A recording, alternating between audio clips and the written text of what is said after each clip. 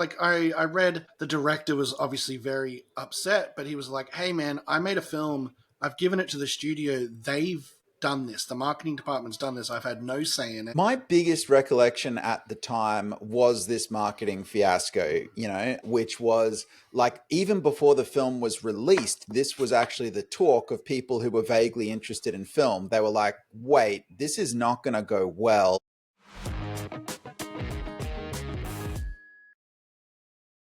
Hello and welcome to Jim and Ben's Movie Adventures. I had an itch just before we started, and my name is Ben, and with me is... It's Jim. It's Jim. I'm here. I'm ready to cross bridges into Terabithia, magical place. Is it magical? Or is it like a coming-of-age story that's super sad? I knew you were going to this is why you picked this movie, isn't it? Look, we haven't quite done a movie like this, so I was intrigued. But before we kick off, let me do the old synopsis. Alrighty. Bridge to Terabithia is a poignant coming-of-age story about friendship, imagination, and loss. It follows Jess Aarons, a quiet, artistic boy who feels overshadowed in his family and isolated at school. His world changes when he meets Leslie Burke, a free-spirited, creative new girl in town. Together they create Terabithia, a magical kingdom in the woods where they can escape reality and be their true selves. Their deep friendship helps Jess gain confidence and see the world in a new light. However, tragedy strikes, and Jess is left to navigate the heartbreak of losing Leslie. Through his grief, he learns to carry on the magic of Terabithia, honouring their friendship and embracing the courage that Leslie always saw in him. Nelly, that does not do the justice. That is what happens in the film, but I don't think it's why you picked the film. But before we get too deep into that, why don't you tell us a bit about the production of this film? Not a problem. Released in 2007, directed by Gabor Chupo of Papa Pia, The Secret of Moonacre. And do you know what he's most famous for? I don't know, no. He created the Rugrats. It is Rugrats. Okay, well, there you go. He created the Rugrats, and this was his first kind of live-action thing. Written by David L. Pattinson and Jeff Stockwell. Do you know what is notable about David L. Pattinson? I do not. His mother wrote the book. Okay, actually, yeah, I did know that. The story was inspired by him and his childhood friend who tragically did pass away from a lightning strike. So, as I said, based on a book by Catherine Patterson. It was inspired by a girl called Lisa Hill, starring Josh Hutcherson, Anna Sophia Robb, the T-1000, Zooey Deschanel, Jen Wolfe as Miss Myers. T-1000 is obviously Robert Patrick. Budget of $17 million, box office of $137.6 million. You are 100% correct. I did not choose this movie because of its subject matter. Although it is a great movie. It achieves emotion and whimsical storytelling and I think a really good coming-of-age story. I did choose this movie, and we'll get into it maybe in the back half, because of the awful marketing job this movie did before its release. See, I don't know. Look, if you don't want to, that's fine. But I feel like we have to go there first. We can go straight away.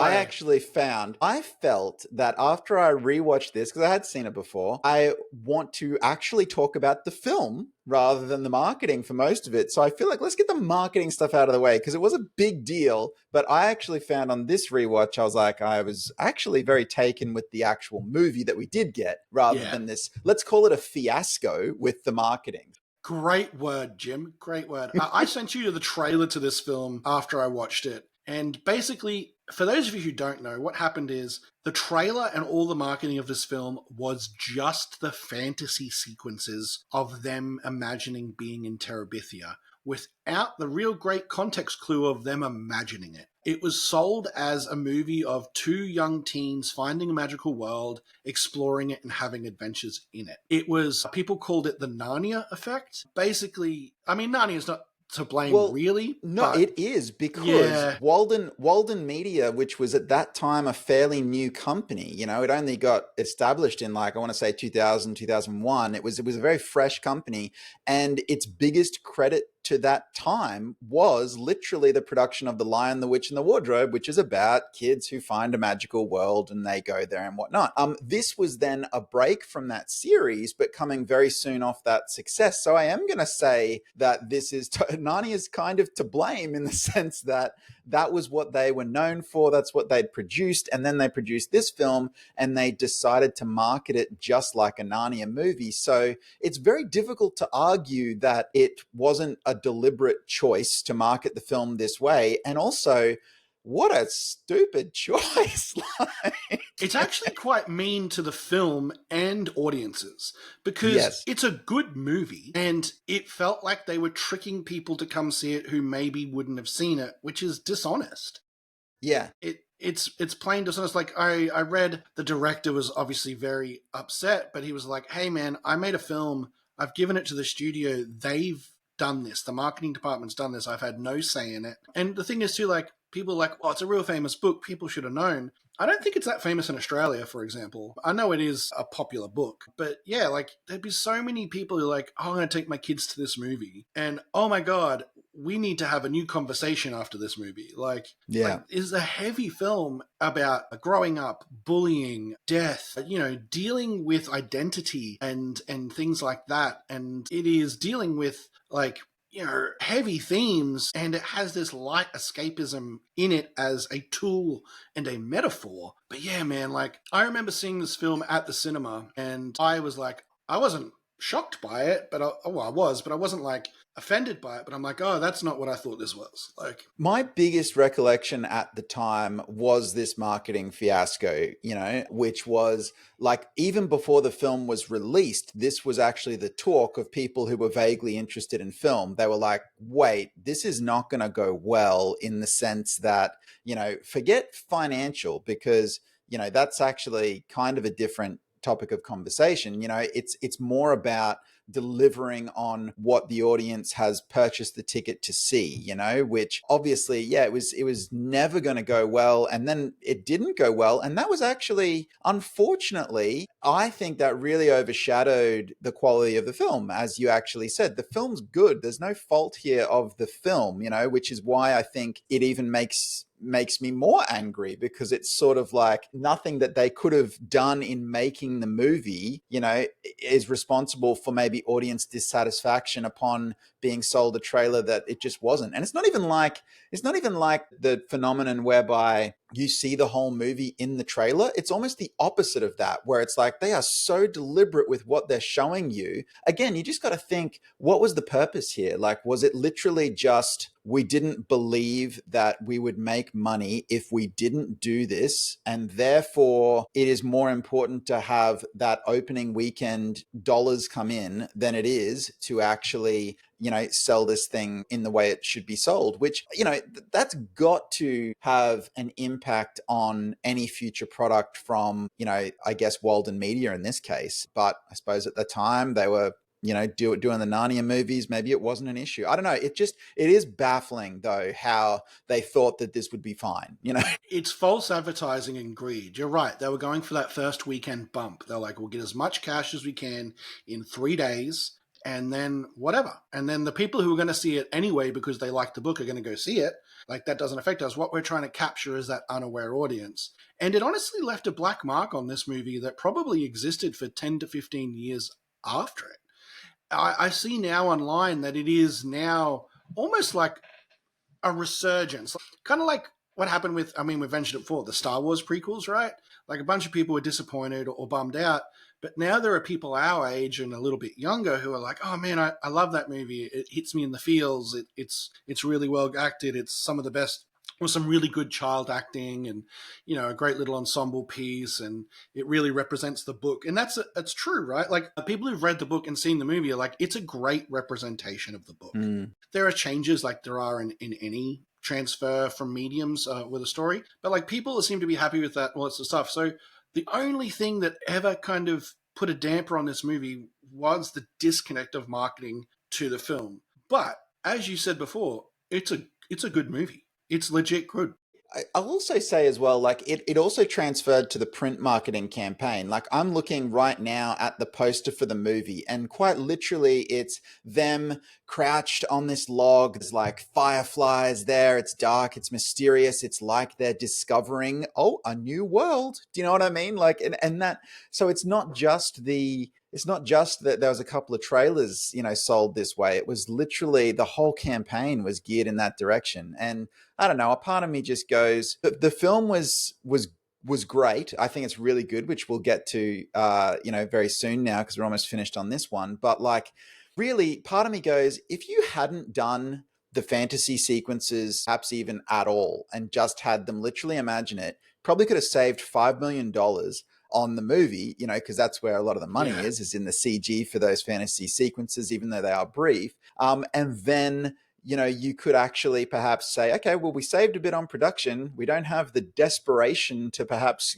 claw back or make that opening weekend money. And we could have had a much more even sort of experience. But again, got to be really clear, as you've said, this is not at all on the creative team behind the movie. What they made was, and we'll get to that part now, I think, a fantastic film. And now, nearly 20 years later, I am actually able to understand that took place with the marketing and separate myself from it and actually enjoy the movie a lot more. Because when you said we're going to pick Bridge to Terabithia, that was my actual, my memory was, oh, remember that marketing fiasco? Like, you know what I mean? And then I actually sat down and honestly, within probably 10 minutes of watching the movie, I was just in because this is a really good movie. So I loved it. And I think we got to so if we're going to talk about this movie, the unbelievable happened, Ben. Like, you know what it was? I think I want to set this up. you. I want to set this up. Okay. Okay. There is a history of Jim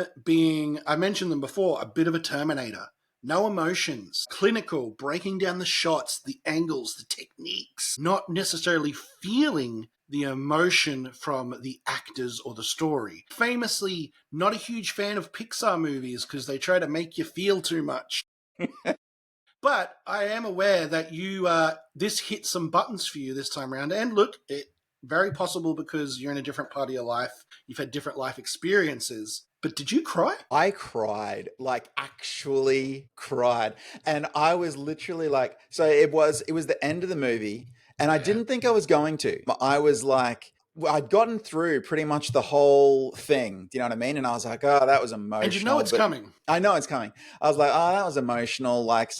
Skip to the end of the film. Spoilers, by the way, as we always have. But so Leslie dies, and I haven't cried yet, right? That's not when it hit me. It didn't get me there. Can I guess where it did get you? Yes, you guess. Because I thought it wasn't going to happen. I was like, you know what? Is it when his dad finds him in the forest? No, I made it through all of that. Okay, I made it through all of that. And I was like, made it through all of that. When he shows his sister the bridge, when he showed his sister the bridge. Now, I should say, though, it was a culmination because really... build up. It's a build up. So it was and it was probably just a time release, honestly, because it was literally from when you find out, Leslie's dead, I kept thinking, I'm going to cry. Here it comes. And it's welling. It's getting more. And then finally it's like, you know what? We're nearly at the end. It's not gonna. And then bam, it got me. So I just want to say though, after that, I was like, I cannot recall in my history with all of the films that I watch, and I watch a lot of movies, a lot of genres, a lot of time periods, and I can't recall when I cried in a film last. So I cry all the time. Well, anyway, so it happened, and then I was like, I'm doing it. It's the emotion. It's doing what people it, Peter. Talk about literally. So look, that is obviously a mark that this film for me was firing on absolutely all cylinders, and I was heavily invested in these characters. So I thought it was a fantastic movie. I really enjoyed it. The two main actors in this film, Josh Hutcherson and Anna Sophia Robb, I actually think, Anna Sophia Robb got a lot of praise coming out of this movie. I actually think Josh Hutcherson does the better job in this movie. He has a lot of kind of range that he needs to kind of cross as far as the emotions and the acting in this movie. He starts off very quiet, very subdued, very kind of like the kid in the corner that nobody really pays attention to until they want to bully him. And then he meets this girl and he's like, you're crazy.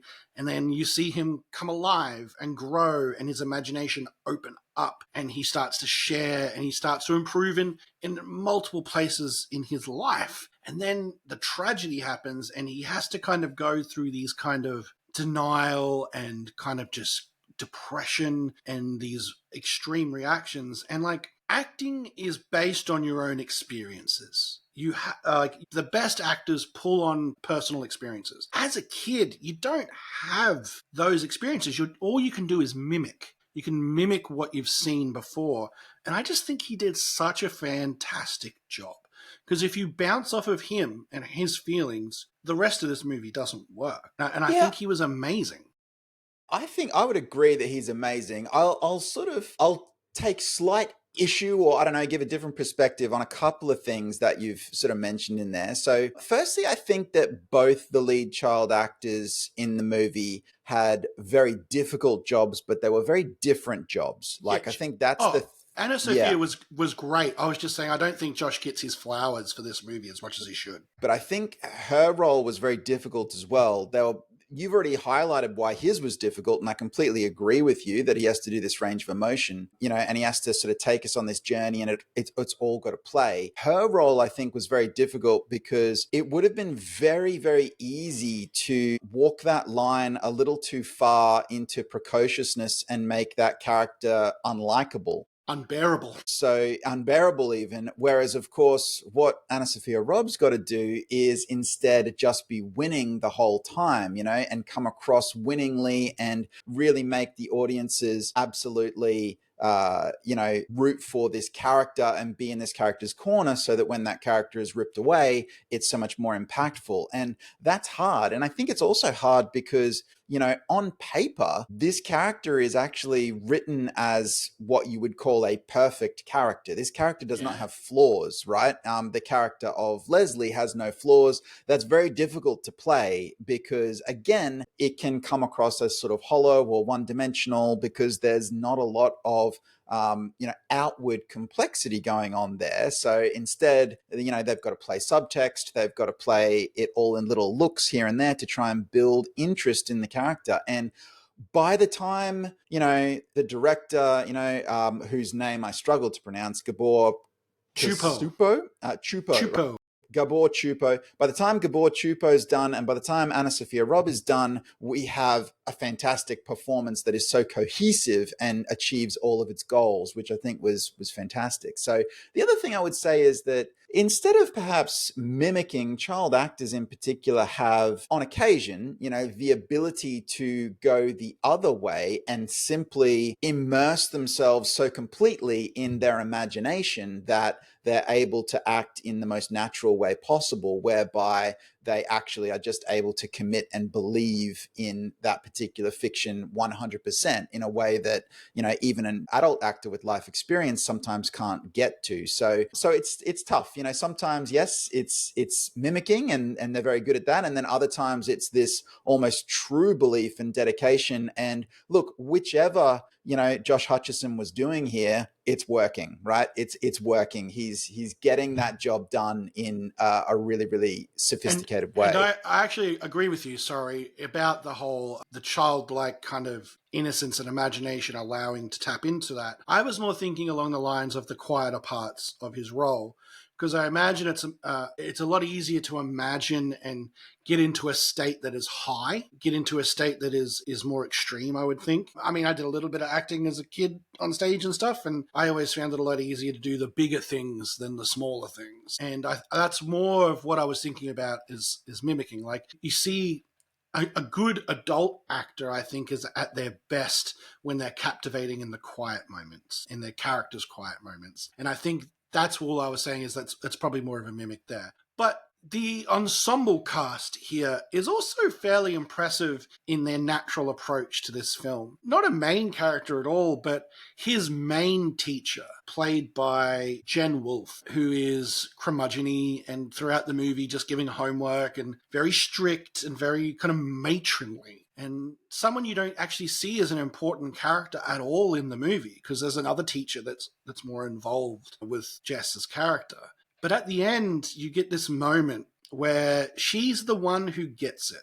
she's the one who gets lost, and she has that chat to him. And that was the moment that really got me this time watching the film. I've seen it maybe 3 or 4 times, but that moment really kind of gave me a few extra tears of just her going like, when I lost my husband, like, this is what it's like, and this is what you're feeling right now, and that's okay. And it's just this really short but important moment that I think really gives the film its final little push into our titular bridge. And I think it's really, really nice. The other teacher, not a great example of a teacher. I gotta say, look, if we're gonna talk about something in the movie that is just, look, it's funny for a movie that's about this fantasy world. The most unbelievable thing in the whole movie is the way that his one music person teacher. excursion. Oh my goodness. So the way that the music teacher, whose name even escapes me, it was Miss something. Zooey Deschanel's character. Played by Zooey Deschanel. But this character is sort of a bit of a disaster. And it's kind of, again, it's in the book. It's the way it is in the book. And it's not a huge part of the movie. Perhaps it's been because I've been in education for a lot of, my life. And it's sort of on both sides of the fence as both a teacher and as a student. So yeah, look, there's so much about this character that is not good and doesn't work and is completely off-putting in so many ways. One of which is she doesn't seem to be a very good teacher. The way she teaches music is to have the kids do sing-alongs in the classroom, which is they do about 7 times in the movie. And I'm like, guys, they're just singing a song. That's not what music is. That's not how you teach that. And then, of course, the absolutely absurd one-student field trip, which is initiated with a personal phone call to that student, doesn't even talk to the parent at all, gets a student saying, and then she picks him up in her car and they drive to a different, just like the whole thing. I'm like, what is happening? Jim, it's a small town. It's totally okay. Okay, I don't know.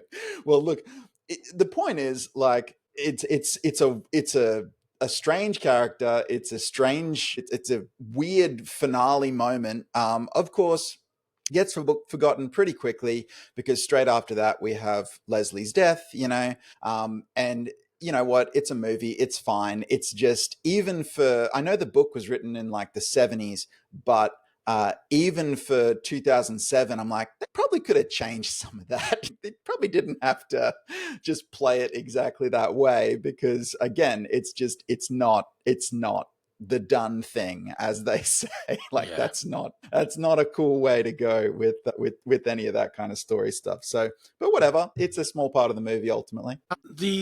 There are obviously, I was reading about the differences between the book and the film, and look, majorly there aren't a lot. Where the differences seem to be is in the portrayal of different characters, especially in regards to Jess. And one of those is his dad. In the book, apparently he's a lot more standoffish, and we don't get that redemptive moment in the forest. That is a movie creation. But I think it's so necessary. And even throughout the film, Robert Patrick doesn't play it like he is distant to be distant. He plays it distant because their family's stressed. They're struggling financially. He's working really hard, and he's just let Jess fall through the cracks, right? He's just not paying attention. And you see those moments of conflict with the mum and the dad, and kind of seeing that kind of come full circle as kind of Jess's big connection to his grief outlet in the forest. I thought was really nice. That they added that extra step.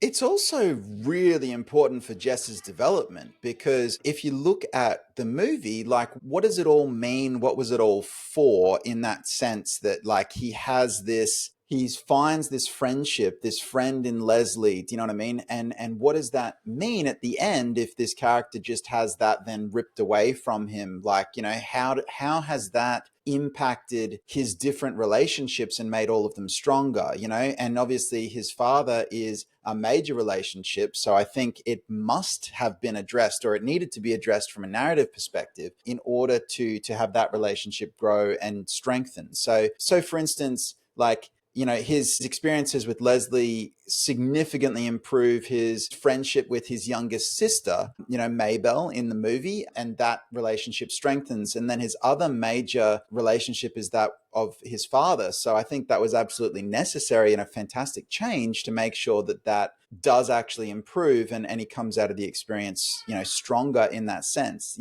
The other thing is, like, yes, different place in my life. I've done that sitting at the kitchen table while the kids are in the other room going, Bills, man, like, how are we gonna, like, it's next week. What are we gonna, so I was looking at that going, oh, man, that's Too hard real. to relate. Do you know what I mean? Like, that's very real.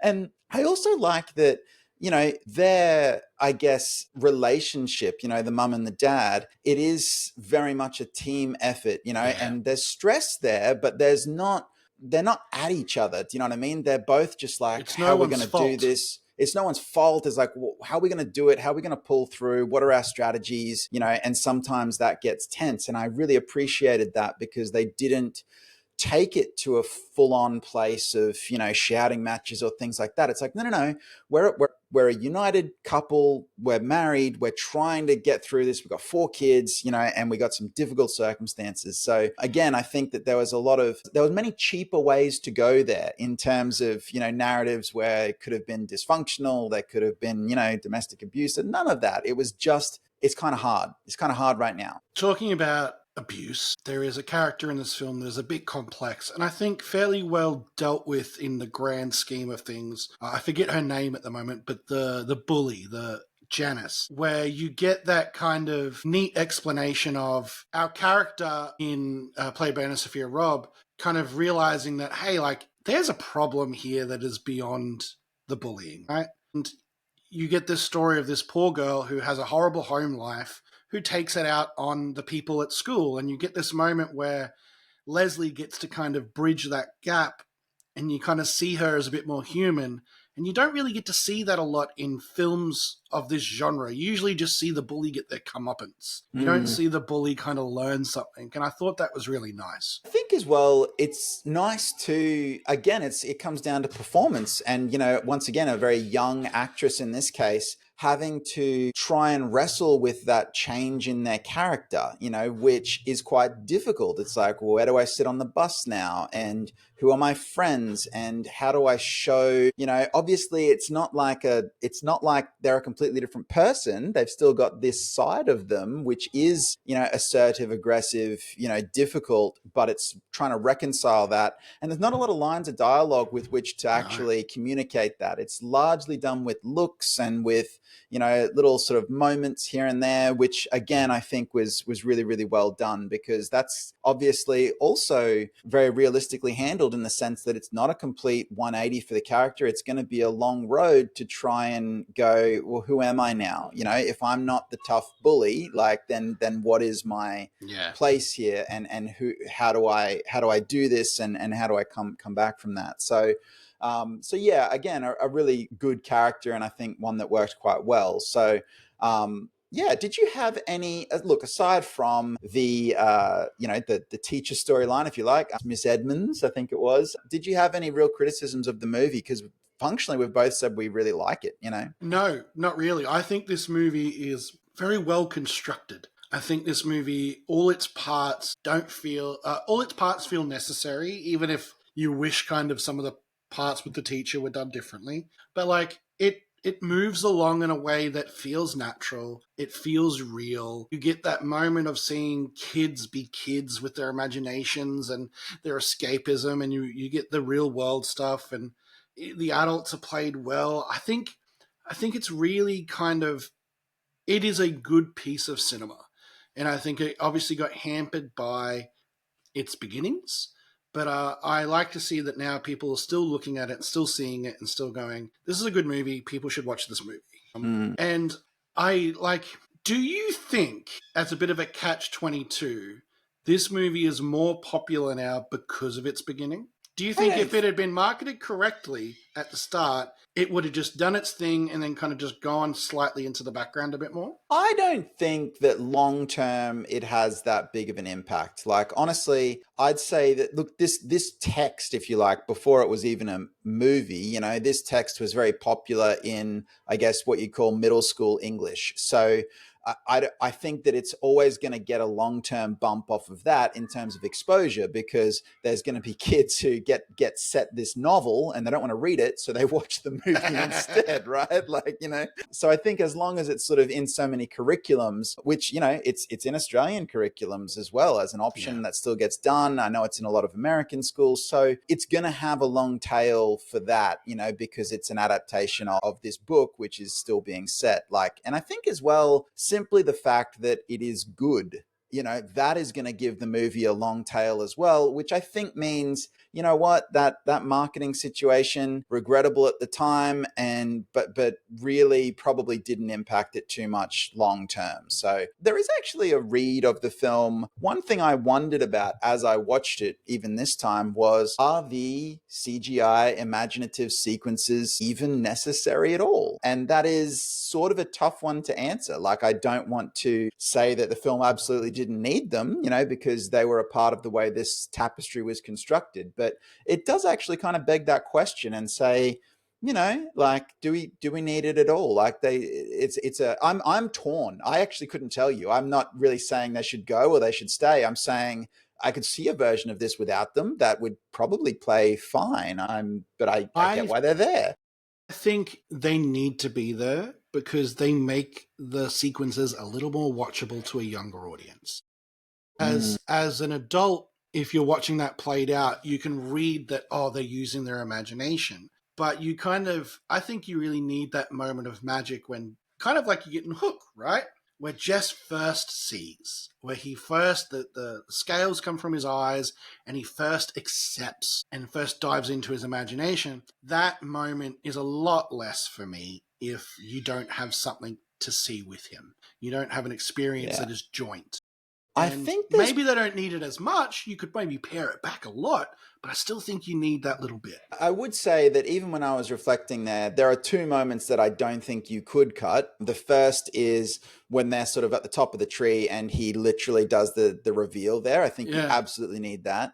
And the second is actually the moment with his sister at the bridge. I'm like, we absolutely need that. Like, both of those are integral to the construction of the film. But then, it does just go, I don't know, maybe we need the others, maybe we don't. We'll never know. The film is what it is, and it works just fine. But it was just more than fine. It works really well. But yes, it did just cross my mind. I was like, I wonder what it would be if we even did that less. So look, thanks very much for taking us across the bridge to Terabithia. I really enjoyed it, and I think actually rewatching it this time has meant that it won't be as long now, but between when I watch it again, because like I said, I really enjoyed this rewatch. Had all the feels, as they say. I thought it was just a really nice piece of cinema. So I think it's going to be one of those movies that I'm going to enjoy showing to nephews and nieces later on. But as long as I show them the trailer first and don't tell them, which is, I think, the way that I did it. So it's the way they should do it. But no, I'm actually really stoked.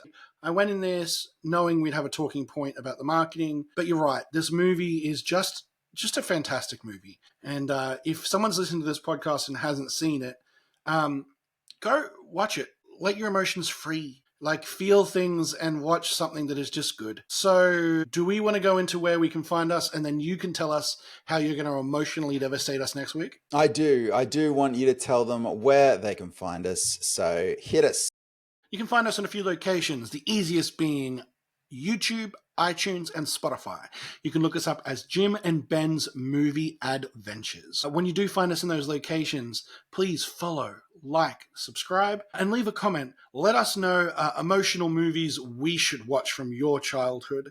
I've got one in my back pocket called The Little Princess, which I cry like a grown, messy man every time I see it. If you want to follow us on social media, you can do so in a couple of places. You can do so in Instagram, Jim_and_Ben, and you can follow us on TikTok, Jim and Ben's Movie Adventures. Jim, Alfred didn't take us out, so let's see if you can take us out with our next movie pick. Yeah, so look, I don't know if you've seen this movie. You might have. It's a very big deviation from Bridge to Terabithia, but It is, however, similar period in times. I'm not going to bury the lead any further. We're going to go to 2006, and we are going to watch a film whose title requires some explanation from me. So I'm going to give you one title, and then we'll talk about other titles. So we're going to watch Lucky Number 11. I have seen this movie. You have You shown me have. this movie. Have I? Okay, well look at me go. So I haven't seen this film for quite a long time now, but look, the reason I said this title needs explanation was Lucky Number 11 is a film that was localized in Australia for reasons that baffle me to this day as The Wrong Man. So that means that it was literally had a title change even though it's the same movie, and everywhere else in the world pretty much it was called Lucky Number 11 except in Australia where it was called The Wrong Man because of the global marketplace. Now, if you look it up on, I think it's on Amazon Prime, you will find it is reverted to Lucky Number 11. So we'll just from this point on say Lucky Number 11, and that's what we're going to watch for next week. So, yep, couldn't get as far from Bridge to Terabithia as this, but it is a same time period at least. Looking forward to it. Thank you so much for listening this week, guys. Bye. Bye.